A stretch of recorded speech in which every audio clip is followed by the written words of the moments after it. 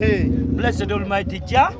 atenga utubaza ne mukama muka go tussa guno buli kanaku ne tukesanga tuli balamu twebaza Katonda buli akitegeka na buli akitukako nga mulamu. Dogo woli yawe bali kumuwagira. Dogo woli ya mulimu nnyo mwana yabamba omukolo gwange ekinyambye ndi wano ku left ne mama kikaba neto mtoto za mu kamera sebo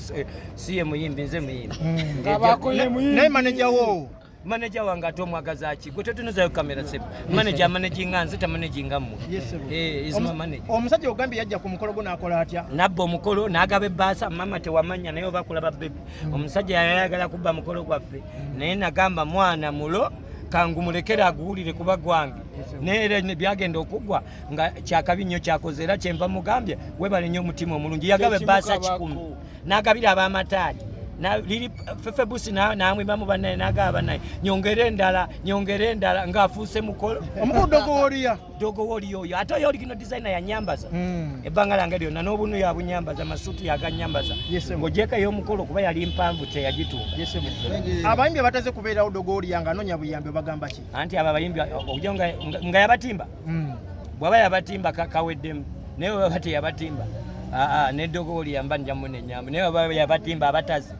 mwe tujja banoonya bunonya kuba ate nze woli ya oli eddogo kati tujja kubano engeri kusanze ng'oli muvayo busoko tubulireko ekibiina ekipya kyaba Kenzo kyogerako ki anti kati nze ate ekibiina ekipya wulira kyaba Kenzo kale ate gongamba ekintu ate naawe ekyomanyi gokumbuza ekintu nga naawe okimanyi nti kyaba Kenzo kyakulya ye president wo anti wuliramu ebigambo byange bwe mba simanyi kintu sisobola ate kukiddamu nnyo n'enkirumaaluma siina kyemmanyi nange mbirabanga bannamawulire nange omanyi nafuuka munnamawulire kati nange mbinoonyerezaako one day I got a message from my sister Sheebah. I was so tight busy naina okwanjulako omwami omba muyita mulunda nnume ye mukulu mulunda nnume kulw'emitiana kulwe Masaka so I had to nembeera busy ate ngenda okulaba enkeera nga wafulumiza meeting nga kiringa iwedde ningamba I think naye mbalaba bwebabanga kye baluubirira kyekyo what I hear. May God bless everyone. Oba joining addi? Send music. Katwala mva kuba bantu. I'm joined. Naba joining adda kuba adde muyimbi ngabo. Kitegeze kibino kikirizaamu ekya Uganda Musicians Federation. Nzire mu nkubuuza ekigambo. Mugambi ekintu nga sikimanyi. Sikirumaaluma nnyo. Sisobola kiwaamu nnyo. Kuba tesobola nakikuba kuba sikimanyi. Nitaga nkimanye bwe nakimanya. Waliwo engombe egamba gundi oyo atukuba ngamba kuba naye mwe mba sinakimanya. Asoba nakiteekako nnyo time kati ena kuzina ate kati tunoonyamu kasente tulina okuzaayo abaana biwanvu mwana kati tulina puroguramu nyingi nnyo n'okwebereramu ennyo kungi nnyo ekisembayo obuwanguzi Sheebah bwe yatuuseeko obwa vice president obubaka kibwomuwa obuwanguzi obwa vice okyali ku kintu kyekimu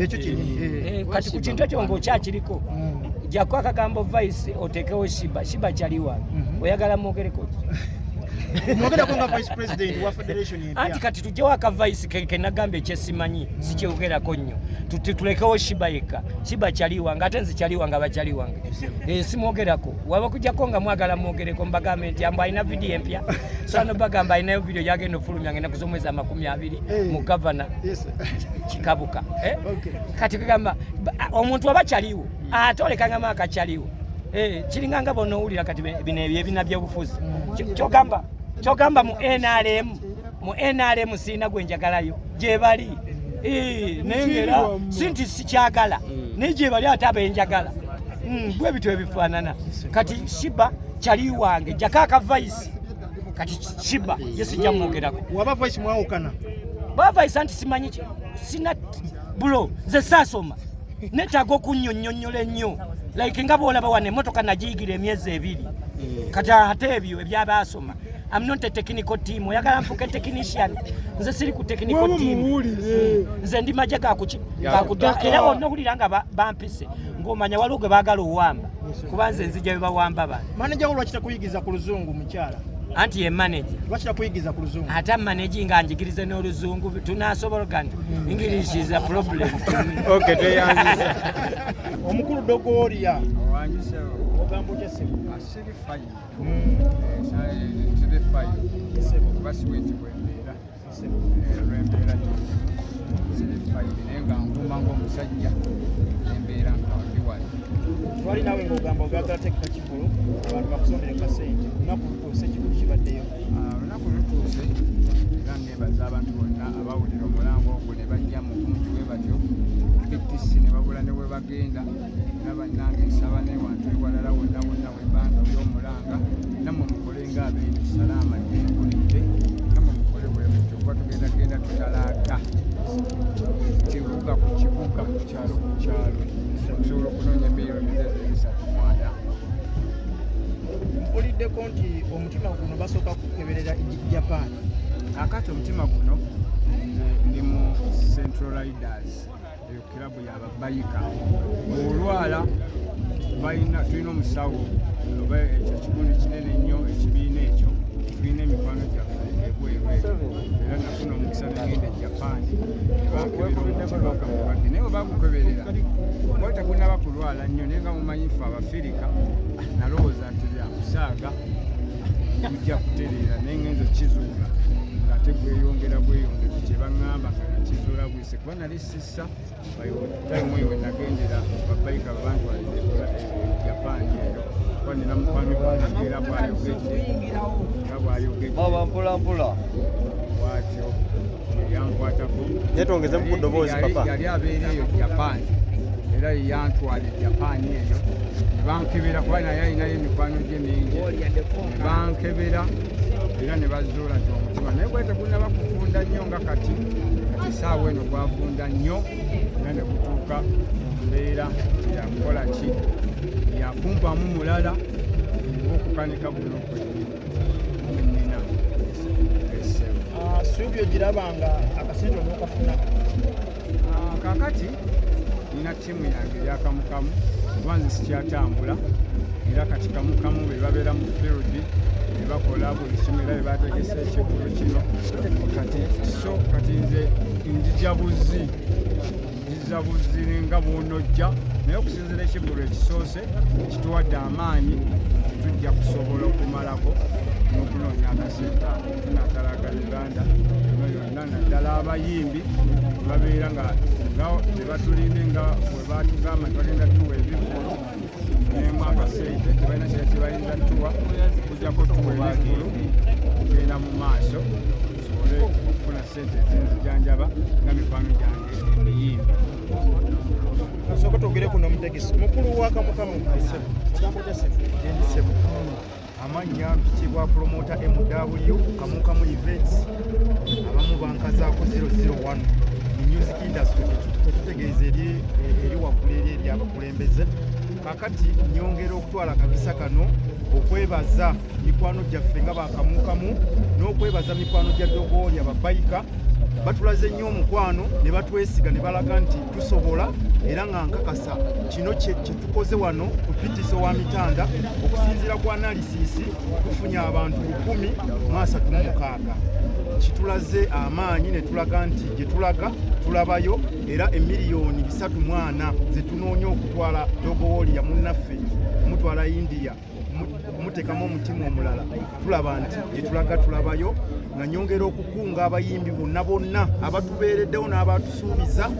tukakasa nti tugenda kitambuza mu maaso kigenda tutambula bulungi.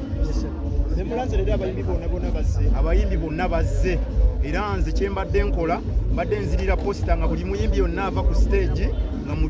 nga mutiikingako bwenti era kiraze kyonna nti nno bonna mbatiikinze ssebo kitulaze nti kyetwalanga mu press conference nga tugulawo Kamukamu Events kyatulaga nti abantu batwesiga era ne kyetwayogera babeera bamativu ya kikusa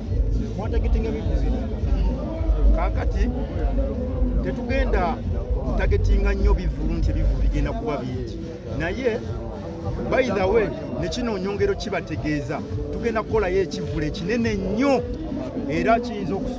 okitegekaawo ku Freedom City ekigenda okubanga kitegeeza buli omu enebadde nga ntandikwa naye kati tugendagenda ku Freedom City tukunge tumanye nti abo bonna abasalawo twegattako nti tunoonya sente za Dogoolya. Omukyala yeebazizza abantu amaziga gabadde gagenda muyitamu. Omukyala yeebazizza abantu kuba yabadde takisuubira nti kubanga eno ebadde nasaba ku mulundi guli mu mawulire nali simaifanga kino ebadde nga surprise kamukamu ne gundi ye yonna kabineti ye bangambye bugambi nti ku PTC olunaku lujja kuba nga 13 olinayo ekigulu ogenda kujja kyaliteyo weetangirira kale n'omukyala yeewuunyiza nnyo kuba kutegeka ekigulu si kyangu n'agamba tetulina nakye tulya ekigulu ekyani yakitegese kyokudolaba nga amaziga gamuyise namu nga yeewuunyiza nnyo kubeera nga n'abantu okutwagala ennyo bwe tutyo kubeera nti mitanda nnene naye efunze olw'okubeera nti nze bwegana kyo kibadde nga surprise ku saidi yaffe okudola nga omukyala akabye n'amaziga abadde takisuubira. Owaye tulaba bakuwadde engule eya best masappe oba showbiz mu competition obaddemu naani era ogiwangudde otya? Kaakati engule eno waliwo Tone Sempejja engule eno eyagiteekawo asinga amasappe naye era wadde ndi mulwadde abasajja bembadde nabo babadde tebalina kye basobola wabamu badde balowooza engeri gye ndi mulwadde bagenda kunfunziza wano bantwaleko eno engule kuba mbadde sigimanyi nagimanya naye era bivudde mu kulonda engule raba weddidde omulwadde kubanga kyemukoze abadde tasobola wadde nakugezaako engule eyo kwe kugifuna bwentu mu mazima amalungi nga kyembaddeko abadde tayinza gisigaza oba kugitwala engule kuba engule zino nziwangudde naye nkyalemedde okugjako maaso awo waliwo munnakenya naye alina engule yeeyo Kenya kati andi bubi agamba njagalamu naye ekyo kigenda kuba kya East Africa ani asinga amasappe naye sawa yonna nakyo kirangirira Alwana abanzikirisenza obulamu nga bukyaliwo naye nga omutima gwo kuba gye gukubamu si eyawe nonde. Abantu beewunyisiza bw'oyimbye tubadde tetumanyi nti oyimba n'okuyimba watandika ddi okuyimba? Kaakati okuyimba okwo nakutandika olw'embeera y'okweyiiya naye ate ngenza okulaba nga nsobolera ddala kubanga piki eyo ngeri gye navaako kati nti yandeetera obulwadde olw'okuwanika nnyo emikono kati nenzira mu kuyimba naye ate mpulira ddala nti nandibadde nalina okuba omuyimbi era abayimbi simanyi kye bagenda kukola kubanga kati engeri gye ngenda okuva ku piki ate kati ngenda kuyimba yimba zo kati nzirina kuba bukubiraga kati ndi muzibu ani ali mu kifo kyo omuyimbi gweyagala okugjayo? Kati omuyimbi gwenjagala okugjayo omusajja oyo kugamba abayimbi bangi naye saagala bajjayo naye abayimbi tumala gabeteekako bajjayo sobola enyimba byange abyagala n'abyagala sirina gwenzize kujjayo enyimba byange asanyuka n'asanyuka tuwa amasappe kati muyimbi ngera obulabe basanyuse babale tebamanyi nti nsobola okukwata microphone nga tunatera okumaliza twogereko ku ngato muganda wa sitayiro kyena ate gyokubye kaakati engatte eyo baliyita lyato lya Nowa omusajja yali eyo bayitayo baliyo Moscow kati engatte eyo omusajja yali era yandaba ku bino ku TikTok ku mitimbagano engatte eyo naŋŋamba nti ninayo engatto osobola ogitambuza sebe engatte eno yalinnya bulinnya nnyonyi era yasasula sente nnyingi ku kisaawa awo okusobola ojjamba okusobola